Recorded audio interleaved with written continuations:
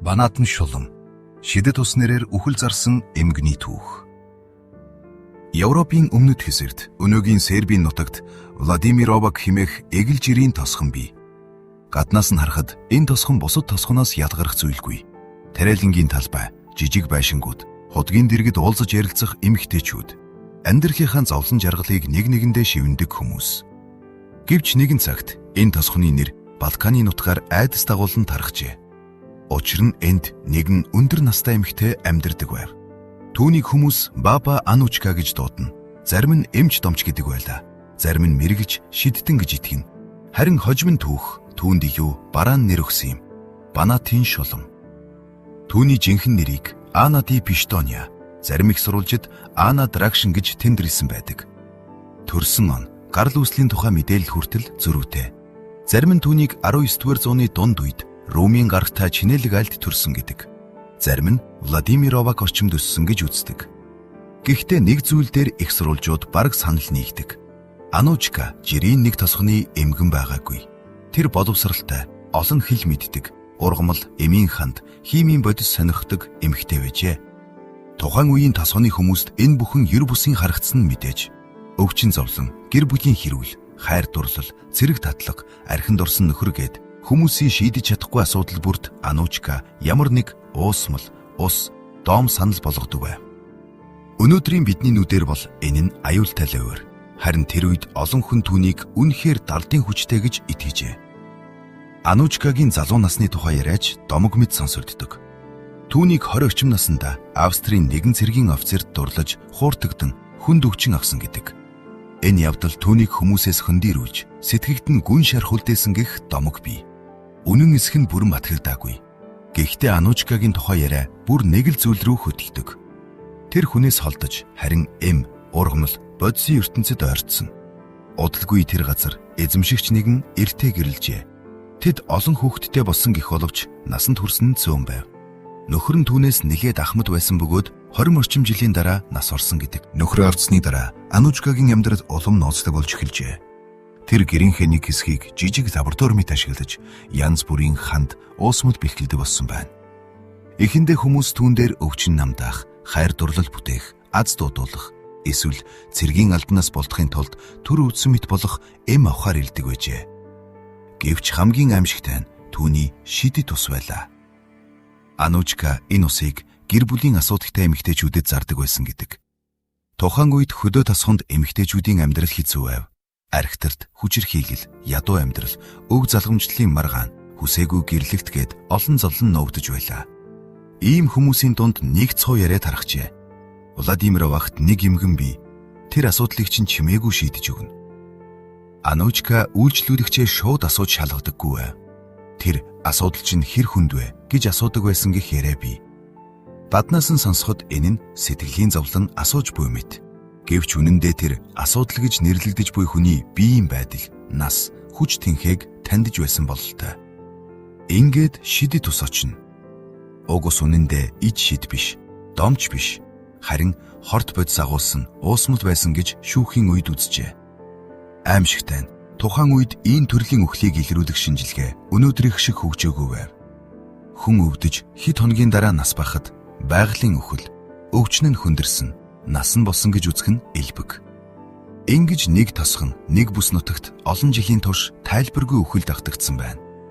Анучкагийн үйл хэрэг ганц хүний нууц биш байжээ. Хожмын их сурвалжуудад түүнийг Юбина Миланко гэх зуучлагч эмэгтэйтэй байсан гэж дурддаг. Юбина тосхоны хүмүүсийн яриаг сонсож, хаана гэр бүлийн асуудал байна, хин хинтэй муудалцсан байна, хин өв залгамжлалын маргаантай байна гэдгийг ажиглана. Дараа нь тэр хүмүүст нэг л үг хийхнэ. Баба Анучка дээр оч. Ингээд айдас, мухар сүсэг, шонол, цөхрөл дөрөв нийсэн нууц сүлжээ бий болжээ. Тэр үеийн хамгийн хачирхалтай баримтын нэг нь мэрэг төлөг, домын үйлчилгээ, зарим газарт бүртгэхтэй татвар төлдөг ажил мэт оршиж байсан явдал юм. Анучкагийн хүү үйлчлүүлэгчдийн бүртгэл хөдөлдөг байсан гэх мэдээлэлч бий. Өөрөөр хэлбэл энэ бүхэн харанхуй шин ганц удаа болсон хэрэг биш. Олон жилийн турш хэвийн мэт харагдсан хүмүүсийн золон дээр мөнгө хийсэн тогтцоо байжээ. Гэвч ямар ч нууц нэг өдөр задардаг. Анучкагийн нэрийг шүүхийн танхимд хүчтэй гаргаж ирсэн хэрэг бол Момировын хэрэг байна. Нэгэн эмэгтэй нөхрөө энчлүүлэх нэрээр Анучкагийн уусамлыг авсан гэх хэрэг гарчээ. Удалгүйр нь нас орсон байна. Дараа нь ижиг төстэй өөр нэг үхэл давтагдав. Сарданаар сэжиг авч хүмүүсийг байцааж эхлэхэд Анучкагийн нэр дахин сонсогдох болжээ. Хамгийн дуйжантай нь Никола Момиров гэх өндөр настай эрийн үхэл байлаа. Гэр бүлийн маргаан, өв хөрөнгө, өс хонцон, цөхрөл. Яг юу нь гол шалтгаан байсан нь одоо ч тодорхойгүй.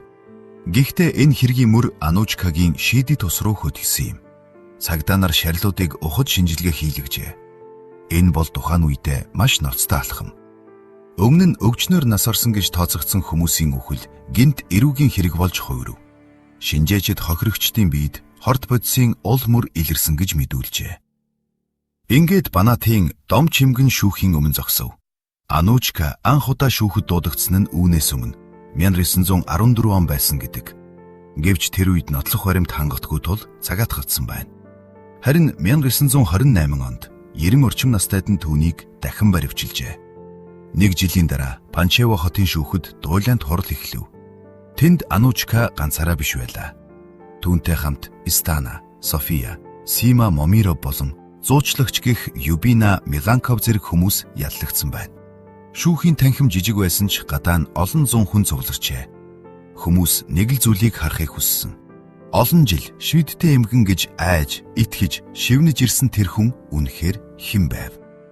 Шүүхтэр зарим яллагдагчид бид тэр усыг хор гэж мэдээгүй, эд шид үйлчихэн гэж бодсон хэмээн мэдүүлсэн гэдэг. Энэ бол тухайн үеийн мухар сүсэг ямар хүчтэй байсныг харуулах аимшигтай жишээ.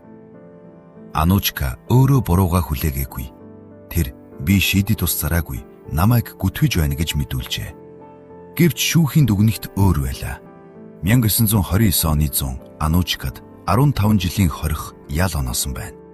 Зарим хамсаатанд бүх насаар хорих ял оноогдож, зарим хүний ял давж заалдах шатанд нэмэгдсэн байдаг. Анучка тухайн үед аль хэдийн гүн хөгшөрсөн байв. Тэр шоронд хэдэн жил харагдаад өндөр насны улмаас суллэрдэжээ. 2 жилийн дараа 1938 онд Владимиров дахь гэртээ нас орсон гэдэг. Түүнийг нас барахад хэрэгэн дууссан мэт боловч нэр нь үлдсэн. Баба Анучкагийн хамгийн аимшигтай тал нь зөвхөн хор байсангүй. Харин тэр хүний итгэл үнэмшил, айдас, гэр бүлийн зовлон, мохор сүсгийг ашигласан явдал байв. Түүн дээр очисон хүмүүс бүгд гимгүү байсан уу? Үгүй. Зарим нь өөрсдөө ашир хонжоо, өв хөрөнгө, өш хонзонгийн төлөө очисон байж мэднэ. Зарим нь хүчирхийлэл, дарамтаас гарах гарцгүй мэт санагдаж очисон байж ч болно. Гэхдээ ямар ч шалтгаан байсан үр дүн нэг. Хүний амь тасарсан. Өнөөдөр Анучкагийн хохирогчдын тоог яг таг хэлэх боломжгүй. Зарим судлаач 50 орчим хүний тухай ярьдаг. Зарим их сурвалж 100, бүр 150 хүртэл хүн байж болцсошгүй гэж бичдэг. Гэхдээ нэг зүйл тодорхой. Тэр бол Балканы түүхэн дэх хамгийн алдартай хор найруулагчдын нэг. Банатын шулам гэх нэр түүнд эд шидийн улмаас биш, харин хүмүүсийн итгэлийг үхэл болгон хувиргасан учраас өгөөдөжээ. Энэ түүх бидэнд нэг зүйлийг сануулдаг. Аимшиг, үргэлж харанхуй, орхигдсон байшин, хутга барьсан этлэдийн дүрээр ирдэггүй. Заримдаа аимшигээ илдэг, эмгний дүртэй ирдэг. Гартаа жижиг шигтэй, амандаа тайвшруулах хөхтэй. Харин цаана хүний амьдралыг дуусгах нууцтай. Саак Цэгмэн. Бусдаас өөр мэдрэмж.